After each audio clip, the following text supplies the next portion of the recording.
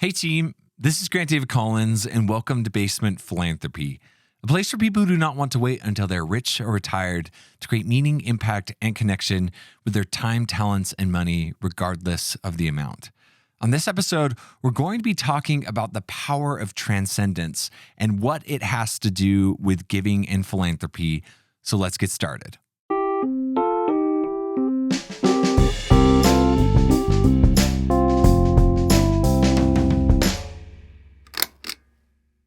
My interest in transcendence really started a couple months ago as I was doing research for another podcast.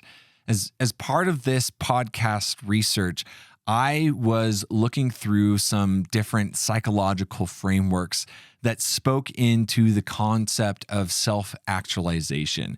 Now, self-actualization is reaching the full potential that you have as an individual. And I came across Maslow's hierarchy of needs, which is essentially a framework around how to get to this state of self-actualization. And so as I was working through that process, I saw a little footnote that talked about this concept of transcendence and how at the later stage of Maslow's life, he thought about reorienting his framework around getting to transcendence as the epitome of being involved with this hierarchy of needs. And so in order for us to get to transcendence, we need to work through quickly the other parts of that framework so that we can all be on the same page to talk about transcendence and why it is so important.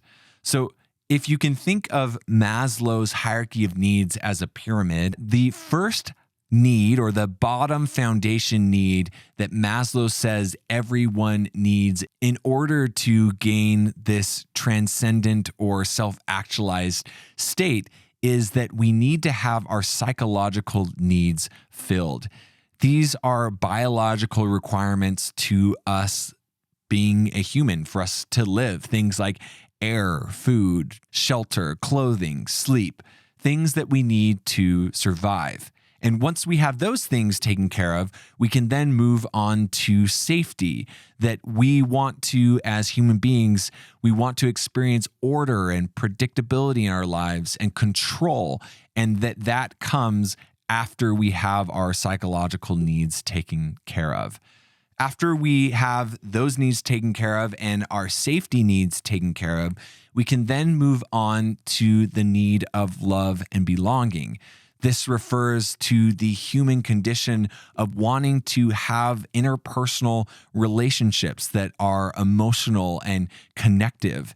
And once we have safety in our lives, we then have the ability to start to branch out and develop this type of relationship with those around us. That then leads us to the next step in his pyramid, which is our esteem needs. These are needs that include self-worth, accomplishment, and respect that we can then have as we have this support system in place of these interpersonal relationships. And that leads us to the last and final need that Maslow originally put through in his framework, which is this need of self-actualization. And this refers to the realization of an individual's personal potential, their self-fulfillment, and seeking and obtaining personal growth and having life's peak experiences. And this is really where Maslow ended his hierarchy for a lot of his life. But like we talked about in the introduction, as Maslow continues to get older, and what often happens as we get older is we start to reflect on our lives, he started to feel like there was something missing in this hierarchy. After someone became self-actualized or had the things they wanted or stepped into who they really were as an individual, the next step and the highest step in this hierarchy of need was that a person would be motivated by values and things that are outside of their personal self. So the care, the protection, the assistance in working through obtaining some of those needs in the world around them, in people outside of themselves. Now, in his original hierarchy, Maslow thought of this hierarchy of needs as a building block experience, meaning that somebody would have to have their psychological needs taken care of in full to be able to move on to their safety needs, to then move on to love and belonging, and then to esteem, and so on and so forth. But as psychology has moved forward, it has become very apparent that these needs are a little bit more fluid than they were originally constructed to be. They're more like guidelines than the actual law, to borrow a phrase from the Pirates of the Caribbean. And so it means that people can move in and out of these different areas in more of a fluid way. And so you don't have to work your whole life to work through these stages in order to be able to have transcendent experiences. You simply just need to be having experiences and exposure that allow you to be able to get to this state of being. And that makes a lot of sense to me. Because throughout my life, I feel like I have gone in and out of these needs, and I haven't had to push the reset button every time I get to a point in my life where maybe I don't feel as supported as I felt before or have the highest self-esteem. It doesn't just drop me down to the next level. I'm able to be in and out of these different areas in a way that is useful and really describes this journey of who we are as individuals. And so my first exposure to transcendence as it relates to giving and philanthropy happened when I was in college. For those of you who know a little bit about my story, I started to get involved with giving and philanthropy around my first or second year of college. And as that started to grow and develop, I began to understand more and more that this is what I wanted to be involved with in some way, shape, or form in my life. But it was during this time that I had an interesting experience that really helped me transcend some things that were also going on at the same time. I started working for a startup that was paying me a after college salary while I was in college. So I was a junior in college and I was making more money than almost everyone surrounding me. And at first that was kind of like a golden ticket. It was like a gold star. It was something that I was really excited about and, felt some pride in some respects. And so I loved to have experiences where this would be exposed to people in one way or another to really kind of stoke my ego and to, prove to myself that I was really doing well in my life. And as I had that experience time and time again, I ran into the exact same thing. That is that when we reach some sort of material goal, it's never enough. And that's exactly what happened with me and this money. I would be in conversations and I would somehow bring up that I was a part of this really cool thing and that I had this money or, whatever it was. And this person that I was talking to would hear it and be like, oh, that's cool. And then move on. And I was like, wait a second. You didn't hear what I said or what I'm accomplishing or how successful I am. And I started to realize how hollow that experience was. And this is really important to my story because I started to realize and discover that money would not provide a experience of life that I was committed to. That there was always going to be a next hill or a next thing to purchase or a next thing to be able to obtain so that I could be popular or successful. And I really realized that it was this treadmill that just kept on going and that at the end, that there was actually nothing at the end. That everybody who had said, hey, fame and fortune isn't everything it's cracked up to be, that they were right. And the reason why that was so important and such a transcendent experience for me is once I realized that that was the case, it freed my mind to start to be around the question of, if it's not about success and money, then what is life? Like, what does it mean to live?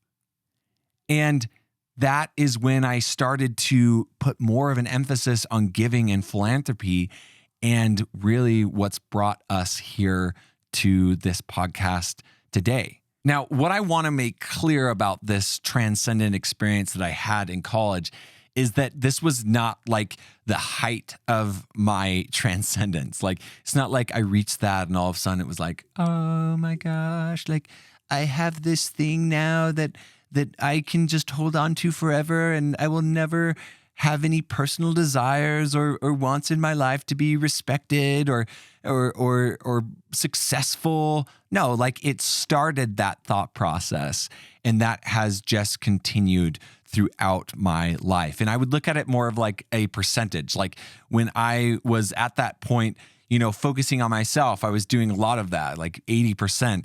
And that triggered me looking inward and maybe gaining some ground. And over the last couple of years, I've started to really move more around that to where I'm focused less and less on myself and more on others. So how can you have your own experience of transcendence? You're likely not going to have the same experience that I had in college, but you can start to have that same experience by looking outside of yourself or putting yourself in situations where that can be possible. So I'm going to give a couple suggestions of things that you can do in order to work in and out of this state of transcendence, like we talked about, that can really help you get to a place where you can find out what you actually want from your life. And I'm going to refer back to Maslow's hierarchy of needs. There's a reason why we went through those. And that is because although it is not required for you to have everything solidified in that hierarchy before you move forward into self-actualization and transcendence, it is an important benchmark for you to look at if you're not able to experience either of those feelings once in a while. So if, for example, you look at that hierarchy and say, you know what, I don't really have a lot of relationships that I feel connected and loved around, that would be a great place to be able to invest some time so that it could give you some space to be able to get some confidence and then be able to have some success that then will allow you to reach outside of yourself and have more of these transcendent experiences. And like we talked about at the beginning, you don't have to complete everything to its fullest, but it is a good backdrop to look at if you find it a challenge to look outside of yourself. Another way that you can get outside of yourself and experience this feeling of transcendence is by exposing yourself to reading and news that allows you to see what you actually have, to put that into perspective. We've talked about how in our lives we have this bias towards what is around us, that we compare ourselves to what our neighbor has instead of what the people in the world have. And so one way to be able to do that is to do some research around that.